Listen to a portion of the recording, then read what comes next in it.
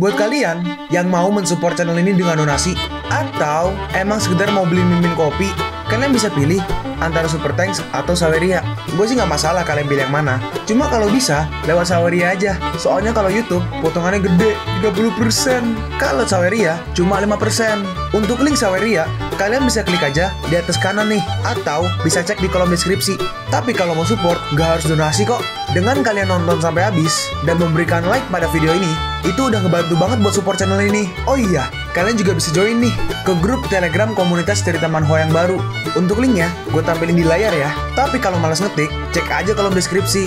Di sana, kalian bisa sharing nih topik seputar manhwa dan kawan-kawan, dan juga ketemu teman baru. Kalau mau info terbaru dari Mimin, misalnya upload kapan atau misalnya ada telat upload, Mimin pasti akan langsung infokan di Telegram. Makanya, jangan lupa join ya. Nggak perlu berlama-lama lagi, kita mulai aja ceritanya. Halo guys, Sabik di sini, dan sebelum mulai ceritanya, gue mau ngumumin nih kalau Mimin sekarang ngadain giveaway. Mimin mau giveaway satu buah HP baru saat nanti udah menyentuh 50.000 subscriber. Untuk ikut atau berpartisipasi ada beberapa syaratnya nih, tapi simple banget. Syarat dan ketentuannya kalian bisa lihat nih di Instagram Mimin. Instagram Mimin tuh nih, Mimin tulis nih HP Sabik 12, atau kalian bisa lihat aja nih di link di deskripsi, udah Mimin cantumin di bawah. Di Instagram Mimin itu ada postingan dengan logo cerita manhwa. Nah, di sana kalian bisa lihat tuh syarat dan ketentuannya. Gak susah kok, syaratnya simple banget. Gak pakai ribet, gak pakai susah. 2 menit selesai. Pemenangnya akan Mimin umumin saat udah menyentuh 50.000 subscriber. Tunggu apa lagi? Makanya yuk, buruan subscribe biar cepet-cepet giveaway-nya. Nanti bakal ada giveaway terus kok, tenang aja. Oke, segitu aja. Kita lanjut ke ceritanya. Shako berkata, mulai hari ini dan seterusnya, Asosiasi Haitong dan Asosiasi Haitong. Hah? Tunggu. Hah? Mulai hari ini dan seterusnya, Asosiasi Haitong dan Asosiasi Haitong telah secara resmi dilarang. Loh, ya udahlah ya. Lanjut, mulai sekarang hanya akan ada Kamar Dagang Laut Cina Timur. Aku, Presiden Kehormatan, dan Penatua Kongyan masih menjadi tetuanya. Lan Kong Chue akan menjadi Presiden Kamar Dagang. Selamat. Shako melanjutkan nih. Cao Jiaxin akan berperan sebagai Ketua Dewan Direksi, Sekretaris Jenderal Dewan Pengawas. Hah? Mustahil. Dewan Direksi dan Dewan Pengawas berada di atas Presiden. Dengan cara ini, bukankah aku Presiden hanya dalam nama aja? Shako membalas nih. Aku tidak bisa melihat kelinci atau elang. Oke, aku akan membiarkanmu melihatnya. Direktur dan Wakil Presiden. Tapi, adakah yang tidak puas dengan Cao Jiaxin? Puas, sangat puas. Bro, jangan lihat aku bro. Aku benar-benar puas. Iya. Aku juga tidak berani menentangnya. Bagaimana bisa Cao Jiaxin dan dia secara bersamaan memegang begitu banyak posisi penting? Ternyata Chu Chen sepertinya menolak nih.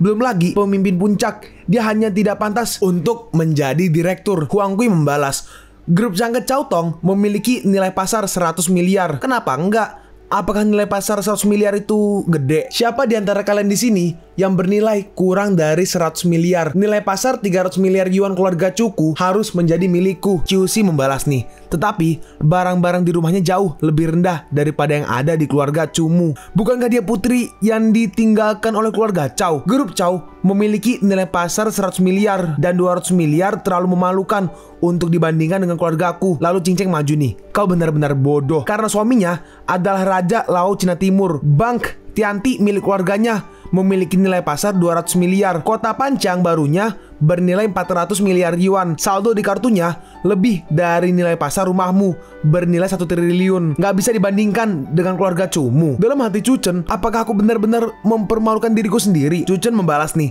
Bagaimana dengan uang? Cao Jiaxin, seorang wanita yang berasal dari keluarga sederhana. Apakah dia sudah menjadi tangkai Siemens untuk mendapatkan hal-hal itu? Hei, kau telah melewati batas. Shako memegang pundaknya nih. Aku sangat ingin tahu tentang tangkai Siemens ini. Jelaskan. Ini kasur manusia. Dan si Shako langsung menyerangnya nih. Hah, itulah yang terjadi. Dan Shako sepertinya langsung menyerapnya ya. Dan dia langsung menghilang tanpa sisa. Hah, kekuatan yang mendominasi.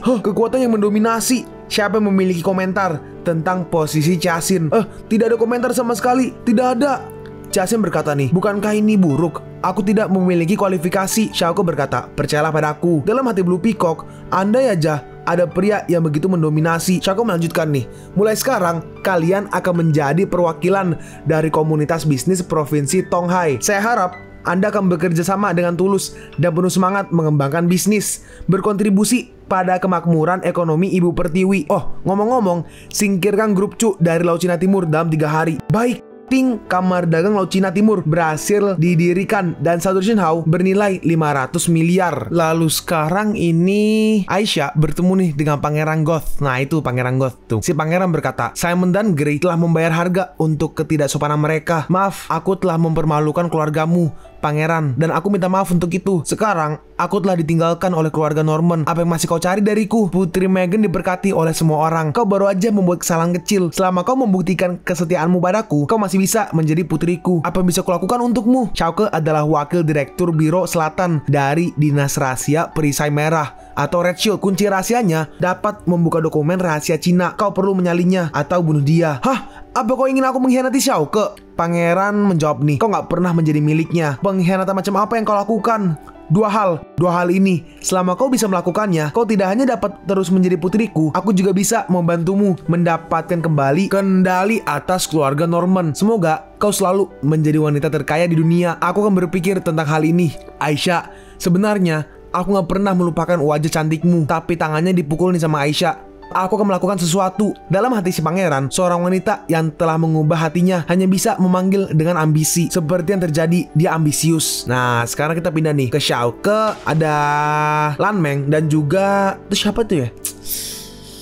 Si ada kipar, gue lupa namanya. Seinget Mimin, Yao Yao ya? Iya, kalau nggak salah Yao Yao. Dan juga ini Blue Peacock seharusnya. Yao Yao berkata, Kakak ipar, apa bisa kau membelikanku mobil model baru? Aku sangat menyukainya. Chauke membalas nih, hei bangun, jangan halangi aku. Tapi ini kakak ipar, kemana kau melihat? Chauke berkata nih, oke, aku belikan untukmu. Aku akan menelpon untuk mengaturnya. Terima kasih kakak ipar. Terus langsung pergi tuh Yao Yao. Dalam hati Chauke, anak itu benar-benar sudah dewasa. Lalu tiba-tiba, pemandangan lagi. Ternyata itu adalah Cao Jialing. Lalu bagaimana denganku? Apakah kau hanya membelikannya? Kenapa kau tidak mendengarkanku? Chauke langsung menyingkirkannya nih. Kau sangat menyebalkan. Jangan hentikan aku untuk melihat wanita cantik. Ups, kakak ipar, apa kamu membenciku? Aduh, tiba-tiba aku merasa pusing. Apakah kau sakit? Pergi dan istirahatlah. Jialing berkata nih, kakak ipar, aku merasa dunia berputar-putar. Cepat peluk aku erat-erat. Terus si Blue Peacock langsung menarik rambutnya dan dilempar ke kolam renang.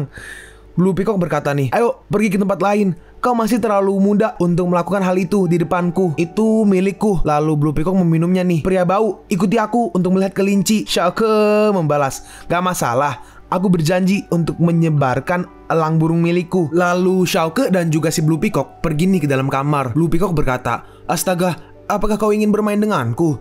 Kau bahkan belum datang kepadaku dalam beberapa hari ini. Chauke merespon, ini disebut kesombongan. Selamat atas kesuksesanmu. Tapi Chauke langsung menahannya nih. Chauke berkata, ini nggak cocok di sini. Tenang. Blue Peacock bertanya nih, Chauke, apakah kau sudah selesai? Kapan kau akan bermain denganku? Chauke berkata nih, ini benar-benar gak pantas di sini. Ternyata di situ ada Aisyah yang lagi copy data. Proses berjalan 70%. Dan Blue Peacock langsung keluar. Ini membuatku malu untuk menunjukkan wajahku saat ini. Hei, apakah kau menyentuh kunci rahasia aku? Izinkan aku untuk menyalin beberapa foto kita berdua. Nah, terus nih prosesnya jalan nih. Terus Chauke langsung memeluk Aisyah. Chauke berkata, aku tidak melihatmu hari ini. Kemana aja kamu? Jangan sentuh aku. Cari wanita tua itu. Chauke membalas, ya, bukankah kau nggak ada di rumah selama 3 hari? Kau membohongiku lagi. Bukankah aku udah bilang padamu sebelumnya? Bagaimana mungkin? Chauke berkata, yo, beraninya kau mengambil inisiatif kali ini. Terus Aisyah bangun nih. Dan Aisyah langsung mengambil USB yang mungkin tadi copy data ya. Aisyah berkata, jaga dirimu dan berhentilah menggoda wanita tua itu. Dia bukan orang baik. Oke, aku akan mengingat itu. Chauke, jaga dirimu mulai sekarang. Tapi saat Aisyah keluar, tiba-tiba dia ditodong pistol.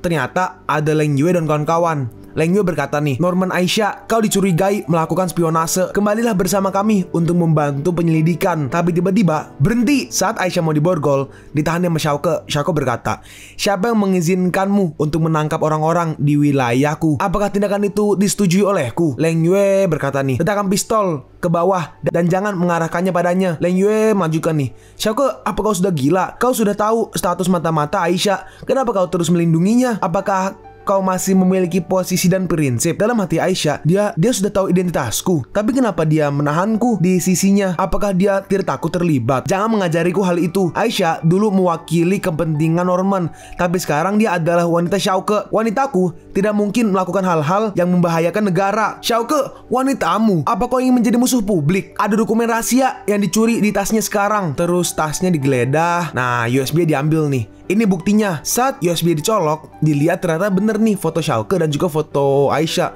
Hah, kenapa foto semua? Aku akan meninggalkan Cina dan menyalin foto-foto ini sebagai kenang-kenangan. Xiaoke berkata, sekarang setelah semuanya jelas, Aisyah bebas dari kecurigaan. Kau bisa pergi. Ini hanya membuktikan bahwa dia nggak mencuri informasi. Ini adalah bukti bahwa dia akan membunuhmu. Apa kau masih harus membelanya? Xiaoke membalas, cukup. Sebagai wakil direktur Biro Selatan Perisai Merah, sekarang aku memerintahkanmu, tinggalkan kediaman Xiao semuanya. Akhirnya Leng Yue pun pergi nih. Semuanya kembali. Aku akan melaporkannya dengan jujur. Kau akan dihukum. Aisyah berkata nih, dia tidak melakukan kesalahan padaku. Biarkan dia membawaku pergi.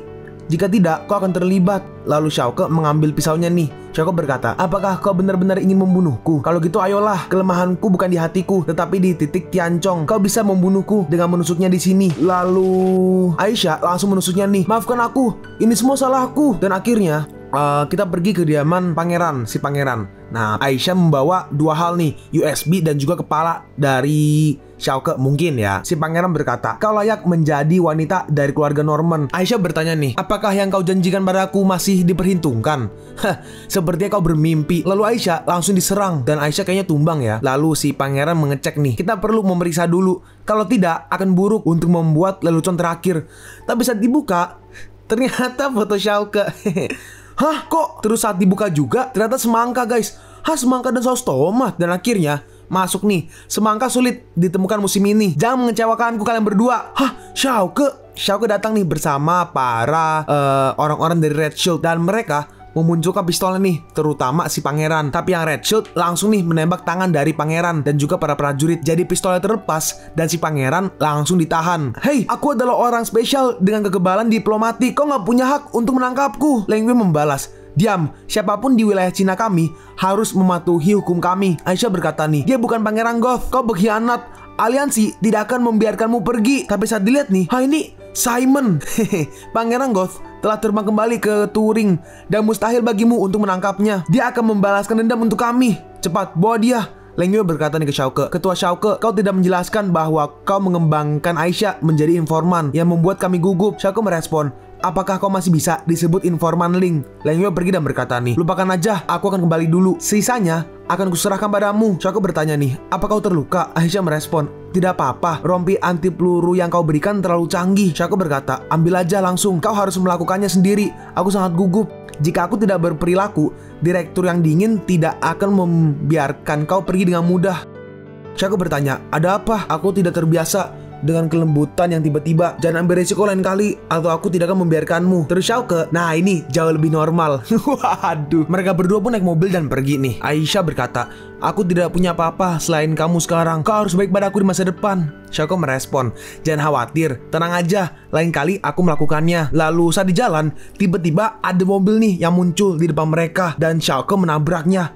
Ini apa yang terjadi? Astaga. Yaudah, aku akan turun dan melihat-lihat. Nah, dari mobil yang putih, Porsche putih, muncul nih turun seorang wanita. Dia berkata, apa kau buta, hah? Apa kau nggak lihat Porsche milikku ini? Apa kau nggak tahu identitasku? Kau ingin mati? Apakah ini kendaraan pertanian yang dimodifikasi? Itu nggak bisa dijual seharga 50.000. Bukankah memalukan mengendarai pelampung di jalan? Kenapa kau yang marah? Terus Aisyah ditampar. Hah, kau? Wanita itu melanjutkan nih, kau wanita jalang, percaya tahu nggak? Aku akan menghancurkan mobilmu. Hei, bagaimana bisa kau memukul seseorang? Apa yang terjadi denganmu? Aku memiliki banyak koneksi. Percaya atau enggak, itu akan membunuhmu dalam hitungan menit. Wanita itu ingin memukul lagi, tapi dengan cepat langsung ditahan oleh Xiaoke nih. Terus dia langsung ditampar balas sama Xiaoke. Baik bacot.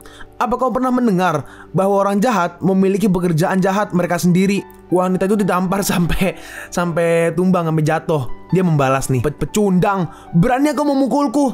Apa kau tahu siapa aku? Aku akan membunuhmu. Ayahku adalah Li Kang, suamiku Tong Suo, dan iparku adalah sekretaris Yan. Ayah mertua adalah kepala jaksa distrik Su, dan keluarganya memiliki 15 suit. Leng Yue, aku akan menyebutkan beberapa nama dan cepat selidiki mereka. Hei, hentikan sandiwaramu. Orang sepertimu ingin melawan orang sepertiku. Di Laut Cina Timur, aku bisa membuat keluargamu hancur hanya dengan satu panggilan telepon. Ya udah, silakan aja kalau itu maumu. Tunggu aja. Tapi tiba-tiba dapat notifikasi nih dia. Hah? Yang pertama dari suami, Jalang, apa yang telah kau lakukan?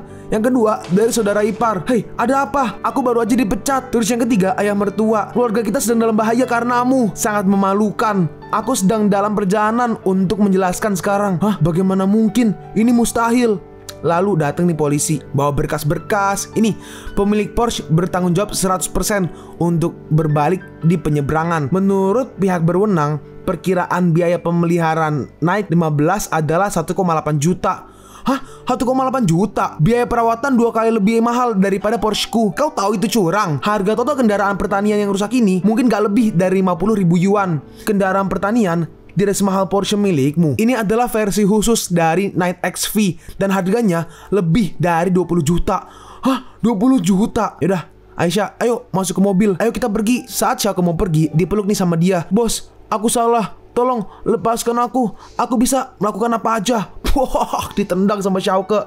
Kau sangat memalukan. Bagaimana dengan kesombongan yang baru aja kau banggakan? Apakah kau pernah menindas orang jujur di masa lalu? Apakah kau benar-benar berpikir Tong Hai ini keluargamu? Dan Xiaoke langsung pergi. Bos, tunggu. Si polisi yang di kiri berkata, bekukan asetnya dan lakukan pembayaran kembali. Bos, aku gak berani lagi. Dan sekarang Xiaoke pergi nih ke markas Red Shield atau markas perisai merah. Di ring ada Leng Yue nih.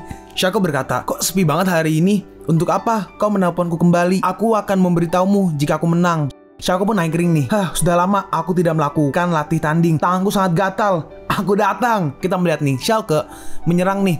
Serangan pertama. Serangannya berhasil dihindari oleh Leng Yue. Lalu Leng Yue menangkap leher Xiaoke dan ingin menendang Xiaoke menggunakan dengkul. Apa kau nggak pandai melakukannya? Nih, terima nih lututku. Tapi Xiaoke berhasil menahan lututnya nih dengan tangannya. Dan Leng Yue dibanting ke tanah. Terus, hei, jangan sentuh itu. Maaf, aku tidak bisa menahannya. Loh. Terus setelah itu Xiaoke dihempaskan nih. Jadi Leng Yue terlepas. Dan dibalik sekarang yang di atas Leng Yue. Aku nggak bisa menunggu lebih lama lagi. Ketika aku dipromosikan lagi, aku akan menjadi pemimpin oleh seorang pria. Hei, apa yang kau lakukan? Jangan main-main. Tolong, itu nggak senon. Alah.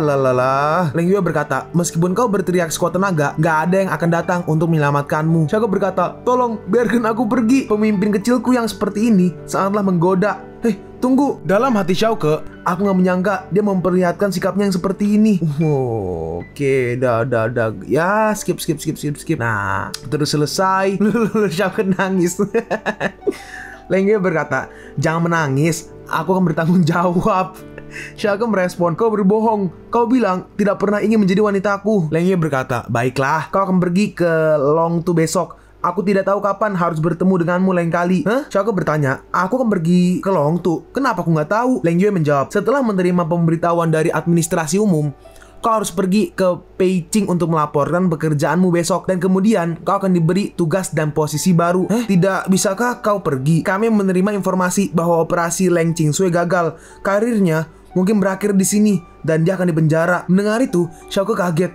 Hah? Di mana Qingsui saat ini? Dia berada di bawah tahanan rumah di Gedung Putih. Xiaoke berkata nih, apa yang kau tunggu? Aku akan mulai sekarang. Dalam hati Leng Yue, melihat sikapnya yang seperti itu, tentu saja aku tidak punya tempat di hatinya. Lalu tiba-tiba, ternyata Leng Yue nangis nih. Gila, tuh tisu baik banget. Mereka dihampirin nih oleh Falcon, Chong Hai dan kawan-kawan. Ada Ao Tianlong juga tuh. Kau harus tegar dan meminta pertanggungjawabannya. Iya, Xiaoke memiliki begitu banyak wanita. Aku yakin dia tidak akan menempatkanmu di hatinya. Sangat sulit bagiku untuk mencari orang seperti itu. Dan administrasi umum langsung membawa orang itu pergi. Kali ini aku kehilangan calon menantu dan kehilangan tentaraku. Ini semua salahku. Aku tahu dia pria sampah, tapi aku masih percaya padanya. Lalu datang nih si beruang hitam. Direktur Leng, terimalah hadiahnya. Wah, itu tas Hermes. Itu lihat jam tangan Alexander Christie. Waduh, sepatu Crystal Stewart Cinderella. Barangnya ngeri-ngeri. Total nilai semua ini setidaknya puluhan juta atau bahkan ratusan juta. Beruang hitam melanjutkan nih. Ada 2 mobil besar di belakang. Hah? Bos Xiaoke memintaku untuk memberitahu kepala Leng. Dia bilang dia akan menemukan cara untuk memindah kamu ke sisinya dan dia akan merasa nyaman denganmu. Ya, aku menunggu. Ternyata Xiaoke pulang nih, pergi menghampiri Qiaxin. Dalam hati Xiaoke, penjaga jalan Qingtong akhirnya memberinya kehidupan yang stabil. Aku terlalu punya banyak pekerjaan. Aku nggak tahu apakah dia bahagia atau enggak. Terus seseorang bawahannya berkata nih, mate-nya, "Bos, kenapa kau tidak masuk?" Xiaoke merespon, aku melakukan kunjungan pribadi." "Hah? Apakah Xiaoke datang? Masuklah sekarang." Terus Xiaoke dituangin ocha. Qiaxin berkata, "Di masa depan, kurangi minum alkohol, perbanyak minum teh dan rokok cerutu. Kesehatan adalah yang paling penting." "Ya, aku mengerti." "Oh ya, apakah kau lelah dari pekerjaanmu?" "Aku sangat puas dan kenyang sekarang, tetapi kadang-kadang aku merasa tidak yakin. Terkadang aku takut ketika aku bangun semua yang aku miliki ini hanyalah mimpi. Situasi keseluruhan di Laut Cina Timur telah diputuskan. Sekarang keluarga Lan hanyalah boneka yang didukung olehku. Kalau kau tidak menyukainya, kau bisa membuat mereka pergi kapan aja." Kalian pun sampai di penghujung video ini. Kalian mau tahu lanjutan chapter ini? Atau manhwa menarik lainnya? Makanya, jangan lupa subscribe biar kalian gak ketinggalan kalau gue upload video baru. Jangan lupa like, komen, dan share ke teman-teman kalian supaya channel ini bisa lebih berkembang ke depannya. Segitu dulu dari video cerita manhwa. Gua Sabik undur diri. See you on the next video. Zaijian.